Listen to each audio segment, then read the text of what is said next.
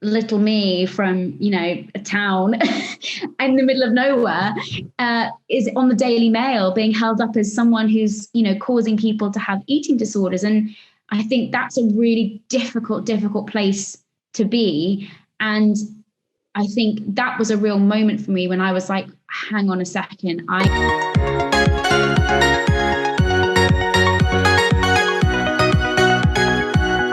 Alice, thank you so much for joining me on the podcast.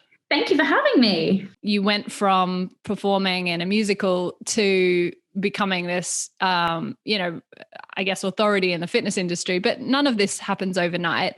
So I know that you were working on, or, maybe as a sort of a side passion, building an audience on Instagram at the time. Can you talk a little bit about why you started that and what the vision was for it at the time? Yeah. So 0 vision, 0 ambition. It was very selfish motives. So it was in the time when Joe Wicks was on the rise, and there was this idea that everyone was sort of starting to wake up to maybe eating a bit more healthily. When I was growing up, my mum was very much at the kind of Weight Watchers era. And I think moving out from that, we started to look at there was like Deliciously Ella coming out, and like a definite shift in the wellbeing world. And I basically decided whilst I was at college that to compete on a high level in my industry that I chose to be in, which was the performing arts industry, I had to be physically fit and I had to be healthy, because my body was my job. If I didn't have a healthy body, or I was injured or sick, I didn't earn money. And that was the kind of real turning point for me. So I decided that my uni lifestyle of living off like pizza and Diet Coke wasn't going to cut it. So I started this Instagram as a way of being like a food diary. I was seeing what other people were doing. I was getting inspiration for meals. And I started posting these pictures of my food, thinking, okay, if I use this as a food diary, it'll keep me accountable.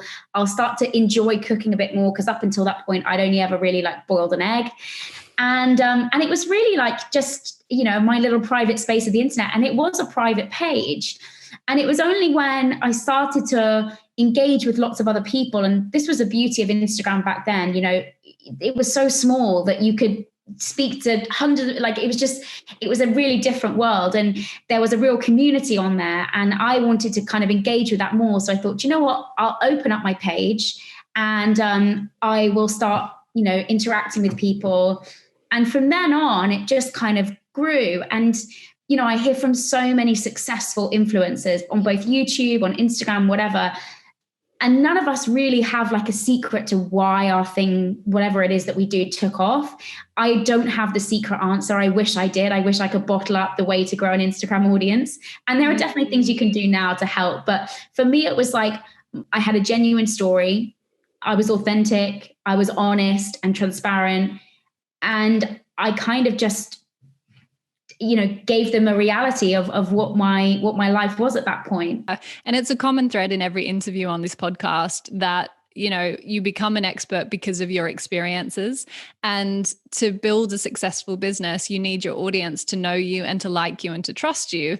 And that only happens through your vulnerability, through your sharing, through your saying, I've experienced this and maybe I'm 2 or 3 steps ahead of you, and able to have the perspective and the benefit of hindsight to say, this is what I learned.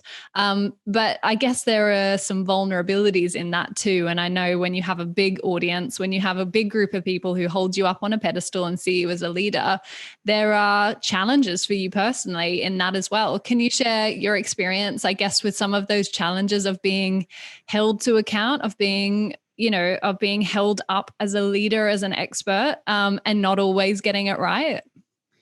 Yeah, I mean, I would say my biggest mistake in my career, as I see it, was attaching myself to the clean eating movement. That was something that I innocently chose as a name for my Instagram blog when I had like 10 followers. And little did I know that a couple of years down the line, that would hold really, really negative connotations for people. And it was something that I, by proxy, was therefore kind of attached to it and seen as one of the main people doing that. And I'll never forget a moment where, little me from, a town in the middle of nowhere, is on the Daily Mail being held up as someone who's, causing people to have eating disorders. And I think that's a really difficult place to be.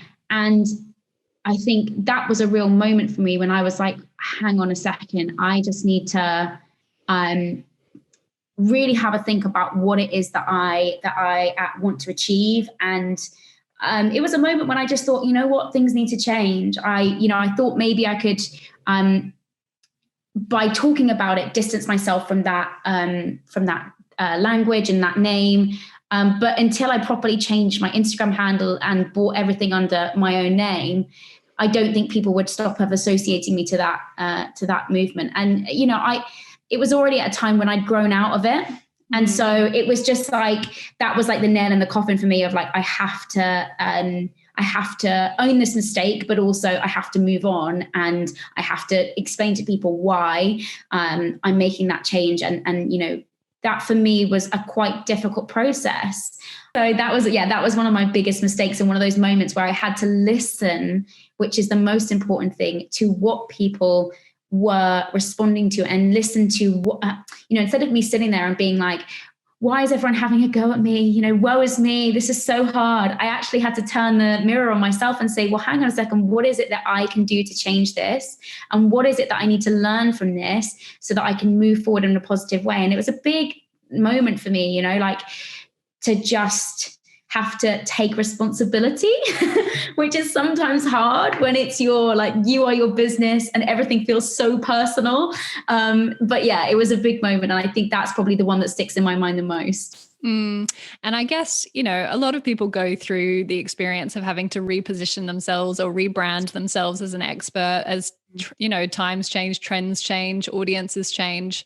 Do you remember the things that you were most worried about in, maybe changing your brand name or going with your own name? And in retrospect, were they as big a deal as you thought they were at the time? How did your audience respond when you made that shift? I mean, my biggest worry was that people wouldn't be like, people would lose me on Instagram, or they'd unfollow me because they'd be like, who the hell's this person, Alice Living? And when you work really hard to build that audience, that's obviously, and I did lose quite a few followers, but, it's fine. It's not a big deal. But yeah, that was probably my main worry. And other things, things like I published 3 books under the Clean Eating Alice title. So what's my publisher going to say when I turn around and say, oh, hang on a second, I'm not actually using that term anymore, even though you plowed so much money into producing these books for me? That's a difficult conversation to have. And that's where actually what I do feel really lucky to have is amazing management. When a lot of influencers go into this world, they're doing it on their own, and not having someone to be a go-between when you have to have difficult conversations, and not having someone to sort of fall back on and to speak to for advice. It must be so hard. And I'm just grateful for that. In that moment, I had management who were incredibly supportive and were able to help me through that journey so that I didn't, end up with lawsuits and things like that. So I think that was definitely really valuable too, and a good lesson for me. And I've been with that management ever since. I'm really lucky in that sense.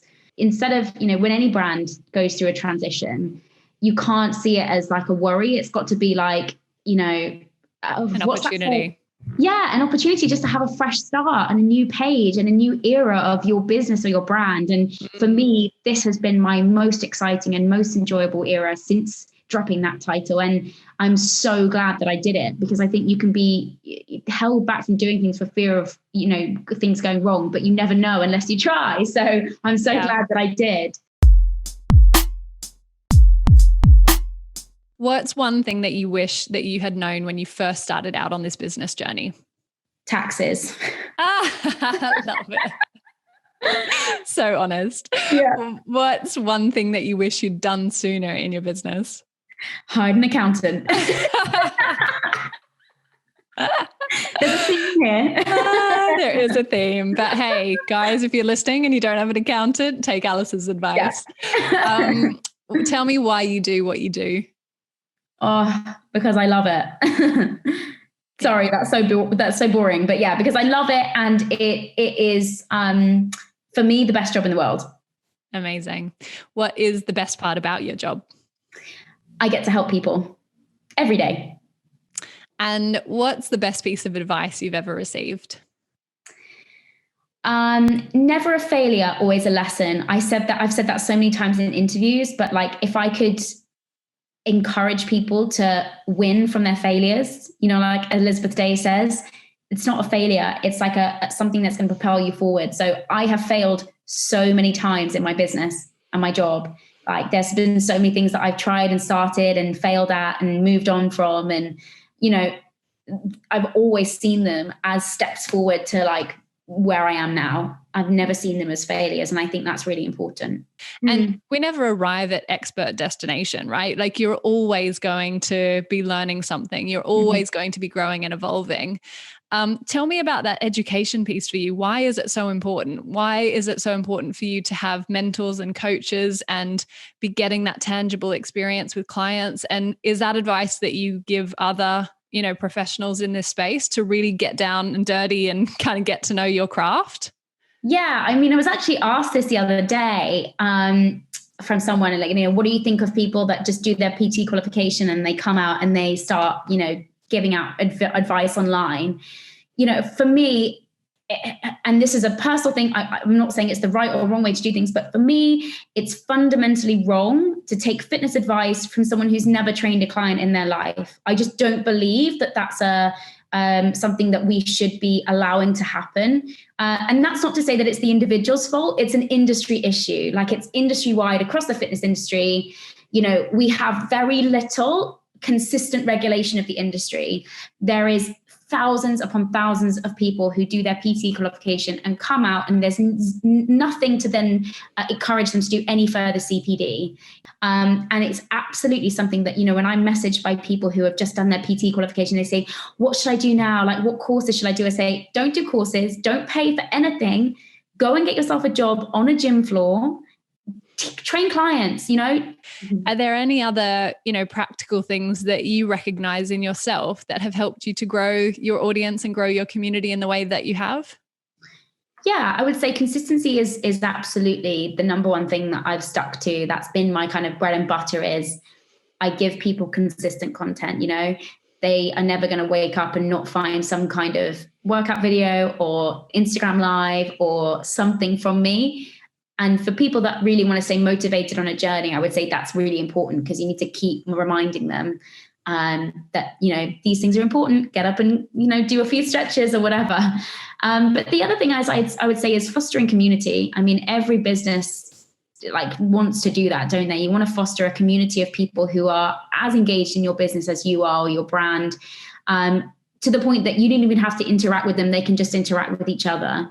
And there's an interest and an enjoyment there. So I would say that things for me that have really worked in that sense is using things like Facebook groups, closed Facebook groups where you are, you create a community of people who are almost like, I always say to people, anything that takes people away from Instagram has to be a really thought out process. And it's a really good reflection of how much engagement you've got as a business or a brand. Because if you're asking someone to leave a platform, that's a big deal.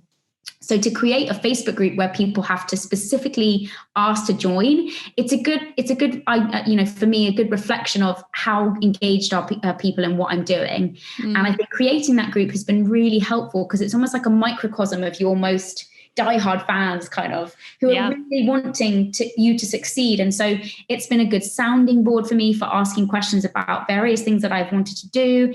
It's been good for getting really targeted feedback. Sometimes you can miss comments and stuff, but in this group, it's much easier to see, threads where you can see, okay, someone's fed back that they didn't necessarily like this, or that this wasn't working for them. So, and also it just gives you an opportunity to interact with those people so that they really feel that you are, helping them. And I guess the core of everything I do is that I want to help people. I get out of bed to help people. That gives me enjoyment. So if I can get the feedback that I'm at least doing that from this group, I think that's really positive. Fostering community. And then lastly, I would say you have to be passionate about it. I've been doing this for 6 years. I'm a legacy person. They actually call me legacy talent at Instagram because I've been doing it for so long. I have that title, but I'm classified as legacy talent. And I would say that what has stood me in good stead is, and I've mentioned this already, but I love what I do. So I can always think of things to post about fitness because I'm always learning stuff. I'm always engaged in it, and it's my passion. So I never wake up and think, oh God, I don't know what to post. There's always something. And I think if you're going to, particularly with Instagram or with any form of social media, create a long-term brand or business on there, you have to have that vision of, I really love what it is that I want to talk about, and I'm going to be able to talk about it for the next however many years. So I would say being passionate is definitely important. Agreed. Absolutely. Thank you so much, Alice. I'm always inspired by you, and I've loved going on the journey with you, and I'm really excited for this next chapter that you're about to embark on. Thank you so much, Lauren. It's been a pleasure.